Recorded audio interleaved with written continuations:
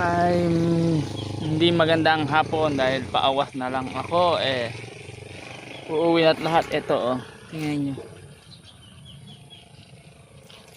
na-flat pa yung tricycle ko, so wala akong service.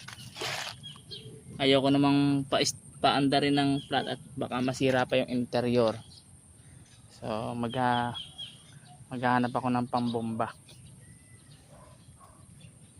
para andun yung ginawa ko, dun layo, naglalabo nagpapantay pala. Malapit na akong makulong. Wala kulang sa manananim dami pang hindi tatatamnan.